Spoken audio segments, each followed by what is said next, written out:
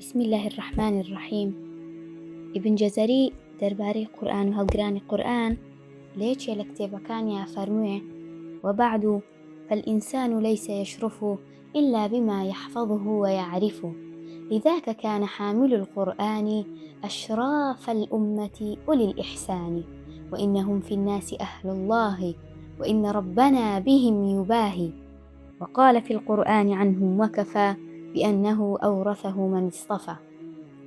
هركاتك لكات لبركردني قرآنك خريك بوم كم ترخمي ما كرت لبركردنك أم ديرانا هاتنا وبيرم أموت دبي تنخوش به لأهل الله حساب بكرين أبي شاني أو بمكواخواي قورا بأنه أورثه من اصطفى وتهالي بجارد ولا ناو بندكانيا أموت خيراك چێ ناڵێ خوای گەورە ئەمانەتەکەی خۆی وەرەگرێتەوە بالەو ئاستەیە بم وإن ربنا بهم يباهي. ڕاستی ئەموت دەبێ ئەم کتابە شتێکی جیاوازی هەبێ لەبەرەوەی ئەڵڵا بە گەورەیی خۆیەوە بە عەزەمەتەی خۆیەوە